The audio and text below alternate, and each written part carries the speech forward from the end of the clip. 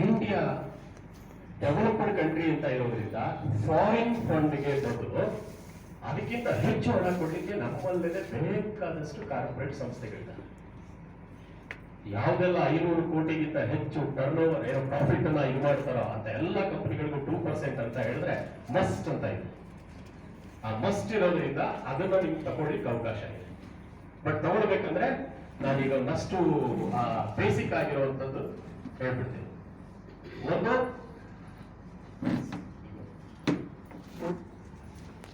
Proposal ready ಮಾಡಬೇಕು ಅಲ್ವಾ? ಅದಕ್ಕೆ ನಾವು ಪ್ರಾಜೆಕ್ಟ್ ಪ್ರಪೋಸಲ್ ಅಂತ ಹೇಳ್ತೀವಿ ಅಥವಾ ಪ್ರಾಜೆಕ್ಟ್ ಡಾಕ್ಯುಮೆಂಟ್ ಅಂತ ಹೇಳ್ತೀವಿ. ಏನಾದ್ರು ಅವು ನಿಮ್ ಲ್ಯಾಂಗ್ವೇಜ್ ಒಟ್ನಲ್ಲಿ ಅದೊಂದು ಪ್ರಸ್ತಾವನೆ. ಆ ಪ್ರಸ್ತಾವನೆ ಯಾಕೆ ಅದು ಇಂಪಾರ್ಟೆಂಟ್ ಅಂತ ಹೇಳಿದ್ರೆ ನೋಡಿ, ಪ್ರಪೋಸಲ್ ಇಂಪಾರ್ಟೆಂಟ್ ಡಾಕ್ಯುಮೆಂಟ್ ಯಾಕೆ ಅಂತ ಹೇಳಿದ್ರೆ ಡೋನರ್ ಕೊಡೋರು ಡಿಸೈಡ್ ಮಾಡ್ತಾರೆ ಇವ್ರು ಕೊಡ್ಬೇಕಾ ಬೇಡವಾ ಅಂತ. ಅದನ್ನು ತೋರಿಸೋದು ಅದು. ನೀವೇ ಪ್ರಿಪೇರ್ ಮಾಡೋದು, ಬಟ್ ಡಿಸೈಡ್ ಮಾಡೋದು ಅವರು. ಅಂದ್ರೆ ಅವ್ರು ಕೊಡಬೇಕಾ ಅನ್ನೋದು ಡಿಸೈಡ್ ಮಾಡ್ಬೋದು, ಕೊಡಬೇಡವಾ ಅನ್ನೋದು ಡಿಸೈಡ್ ಮಾಡೋದು ಅವರೇ ಇರೋದ್ರಿಂದ ನೀವು ಪ್ರಿಪೇರ್ ಮಾಡೋದು ಹೆಂಗಿರ್ಬೇಕಪ್ಪ ಅಂದ್ರೆ ಕೊಡಬೇಕು ಅನ್ನೋದೇ ಪ್ರಿಪೇರ್ ಮಾಡ್ಬೇಕು. ಸೊ ಇದು ಬಹಳ ಇಂಪಾರ್ಟೆಂಟ್ ಇರುತ್ತೆ.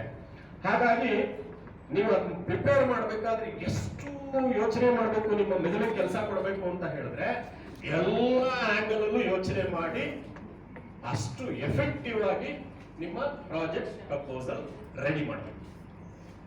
ಅದಕ್ಕೋಸ್ಕರ ನಮ್ಮ ತುಂಬಾ ಜನ ಏನ್ ಮಾಡ್ತೀವಿ, ನಮ್ಗೆ ಅವೆಲ್ಲ ಮಾಡಕ್ಕಾಗಲ್ಲ ಅಂತ ಹೇಳಿ ಯಾರೋ ಕನ್ಸಲ್ಟೆಂಟ್ ಇಟ್ಕೊಂಡ್ಬಿಡ್ತೀವಿ. Consultant again cut and paste. ಯಾಕೆಂದ್ರೆ ನಿಮಗೆ ಏನ್ ಬೇಕಿದೆ ಅಂತ ಅವ್ರು ಗೊತ್ತಿರಲ್ಲ. ಅವನು ನೀವ್ ಹೇಳೋದನ್ನ ಒಂದು 5 ನಿಮಿಷದಲ್ಲೋ 10 ನಿಮಿಷದಲ್ಲೋ ಕೇಳಿ ಅರ್ಥ ಮಾಡ್ಕೊಂಡು ಬರೆಯೋದಕ್ಕೆ ಅವ್ರಿಗೆ ಅವನೇ ದೇವಮಾನವ ಅಲ್ಲ. ಹಾಗಾಗಿ ಏನಾಗುತ್ತೆ, ಕಟ್ ಅಂಡ್ ಪೇಸ್ಟ್ ಆಗುತ್ತೆ. ಕನ್ಸಲ್ಟೆಂಟ್ ಇಂದ ನೀವು ಮಾಡಿಸಿರುವಂತಹ ಪ್ರಪೋಸಲ್ಗಳು ಆಲ್ಮೋಸ್ಟ್ 85 to 90% ಫ್ಲಾಪ್, ರಿಜೆಕ್ಟ್ ಆಗ್ತದೆ. ಅದ್ರ ಬದಲು ನಿಮಗ್ ಗೊತ್ತಿರೋ ಅಷ್ಟೇ, ನಿಮ್ಗೆ ಲ್ಯಾಂಗ್ವೇಜ್ ಗೊತ್ತಾಗ್ಲಿಲ್ವಾ ತೊಂದರೆ ಇಲ್ಲ, ನಿಮ್ಮ ಫ್ರೆಂಡ್ ಸರ್ಕಲ್ ಅಲ್ಲೋ ರಿಲೇಟಿವ್ಸ್ ಅಲ್ಲೋ ಅಥವಾ ಮಕ್ಕಳು ಯಾರೋ ಇಟ್ಕೊಂಡು ಲ್ಯಾಂಗ್ವೇಜ್ ಇಂಗ್ಲಿಷ್ ಅಲ್ಲೇ ಬೇಕು ಅಂತ ಬಂತು ಅಂದಾಗ ಲ್ಯಾಂಗ್ವೇಜ್ ಗೊತ್ತಿರೋರು ಇಟ್ಕೊಂಡು ನಿಮ್ ತಲೆ ಒಳಗಿರೋದೆಲ್ಲ ಆಗ್ತಾ ಹೋಗಿ ನೀವೇ ಮಾಡಿಸಿ. ಅದು ಯಾವಾಗ್ಲೂ 100% ರಿಸಲ್ಟ್ ಕೊಡುತ್ತೆ.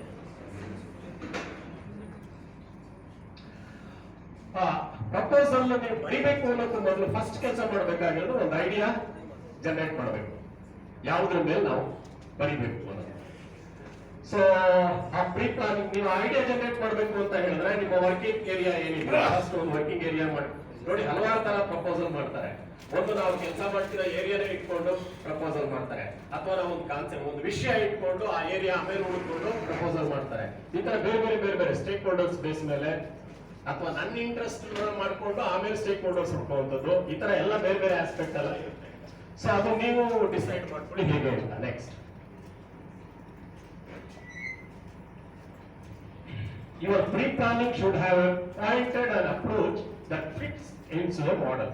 ಕಮ್ಯುನಿಟಿ ಮಾಡೆಲ್ ಅಂದ್ರೆ ನೀವು ಯಾವಾಗ ಅಲ್ಟಿಮೇಟ್ ಆಗಿ ಆ ಪ್ರಪೋಸಲ್ ಅನ್ನ ಮಾಡಿದ ಮೇಲೆ ಅಕ್ಸೆಪ್ಟ್ ಆದ್ಮೇಲೆ ಅದನ್ನ ಕಮ್ಯುನಿಟಿಗೆ ತಗೊಂಡು ಹೋಗೋದ್ರಿಂದ ಆ ಕಮ್ಯುನಿಟಿಗೆ ಅದು ಫಿಟ್ ಆಗ್ಬೇಕು. ಹಾಗಾಗಿ ಪ್ರಪೋಸಲ್ ಮಾಡುವಾಗಲೇ ಕಮ್ಯುನಿಟಿಯನ್ನ ಇನ್ವಾಲ್ವ್ ಮಾಡ್ಕೊಳ್ಳೋಕಾದ್ರೆ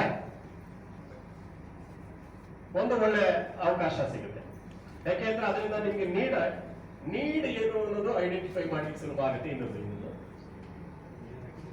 ಆಮೇಲೆ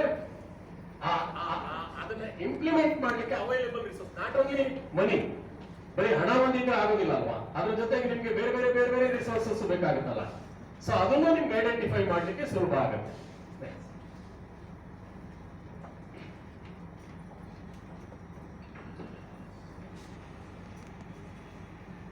ಐಡಿಯಾ ಅಂತ ಹೇಳಿದ್ರೆ ಸಾಮಾನ್ಯವಾಗಿ ಪ್ರಪೋಸಲ್ ಇಶ್ಯೂ ಬೇಸ್ಡ್ ಆಗಿರುತ್ತೆ ಅಲ್ವಾ? ಸಮಸ್ಯೆಗಳನ್ನ ಇಟ್ಕೊಂಡು, ಸಮಾಜದ ಯಾವುದೋ ಒಂದು ಸಮಸ್ಯೆನ ಇಟ್ಕೊಂಡು ನಾವು ಅದನ್ನ ಪ್ರಾಜೆಕ್ಟ್ ಆಗಿ ಕನ್ವರ್ಟ್ ಮಾಡ್ತೀವಿ. ಸೊ ಹಾಗಾಗಿ ನೀವು ಐಡೆಂಟಿಫೈ ಮಾಡಿರುವಂತ ಸಮಸ್ಯೆ ಜೆನ್ಯೂನ್ ಆಗಿದೆಯಾ ಅನ್ನೋದು ನಿಮ್ಗೆ ಕನ್ಫರ್ಮ್ ಆಗ್ಬೇಕು. ಹೌದು, ನಾವು ಒಂದು ಟ್ರೈನಿಂಗ್ ಕೊಡ್ತೀವಿ. ಏನ್ ಟ್ರೈನಿಂಗ್ ಕೊಡ್ತೀವಿ? ಜೆಂಡರ್ ಇಶ್ಯೂಸ್ ಬಗ್ಗೆ ಟ್ರೈನಿಂಗ್ ಕೊಡ್ತೀವಿ ಅಲ್ವಾ? ಸೊ ಬಡತನ ನಿರ್ಮೂಲನೆ ಬಗ್ಗೆ ಟ್ರೈನಿಂಗ್ ಕೊಡ್ತೀವಿ ಅಂತ ನೀವು ಹೇಳಬೇಕಾದ್ರೆ ನೀವು ಇಂಪ್ಲಿಮೆಂಟ್ ಮಾಡುವಂತ ಏರಿಯಾದಲ್ಲಿ ಅದು ಜೆನ್ಯೂನ್ ಪ್ರಾಬ್ಲಮ್, ಅದಕ್ಕೆ ಅವಕಾಶ ಇದೆಯಾ? ಸೊ ಅಂತದ್ದು ನಿಮ್ಗೆ ಕ್ಲಿಯರ್ ಆಗಿರ್ಬೇಕು. ನೆಕ್ಸ್ಟ್, ಪ್ರಪೋಸಲ್ ಪ್ರಪೋಸಲ್ ಬರೀಬೇಕಾದ್ರೆ ನಾವು ನೋಡ್ಬೇಕಾಗಿರೋದು, ಯಾಕೆಂದ್ರೆ ನಾನು 15-20 ನಿಮಿಷ ಮುಗಿಸ್ತೀನಿ ಅನ್ನೋದ್ರಿಂದ ಹೆಚ್ಚು ಎಕ್ಸ್ಪ್ಲೈನ್ ಮಾಡಕ್ ಹೋಗ್ತಿಲ್ಲ, ನೀವು ಕೇಳಿದ್ರೆ ಹೇಳ್ತೀನಿ. ಮುಂದಕ್ಕೆ ಹೋಗಿ. ಪ್ರಾಜೆಕ್ಟ್ ಪ್ರಪೋಸಲ್ ಬರೆಯೋಕ್ಕೂ ಮೊದಲು ಬರೆದ ಮೇಲೆ ಯಾರ ಹತ್ರ ಹೋಗ್ಬೇಕು ಅನ್ನೋದು ನಿಮಗೆ ಗೊತ್ತಿರ್ಬೇಕು ಅಲ್ವಾ. ಯಾರಿಗೆ ಕೊಡ್ತೀವಿ ಅನ್ನೋದು ಗೊತ್ತಿದ್ರೆ ಅವ್ರಿಗೆ ಬೇಕಾದ ಪ್ರಾಜೆಕ್ಟ್ ಪ್ರಪೋಸಲ್ ಅನ್ನ ನಾವು ಮಾಡ್ಲಿಕ್ಕೆ ಶುರುವಾಗುತ್ತೆ. ಯಾಕೆಂದ್ರೆ ಒಬ್ಬೊಬ್ಬ ಡೋನರ್ ಇಂಟ್ರೆಸ್ಟ್ ಬೇರೆ ಬೇರೆ ಇರುತ್ತೆ, ಏರಿಯಾಗಳು ಬೇರೆ ಬೇರೆ ಇರುತ್ತೆ.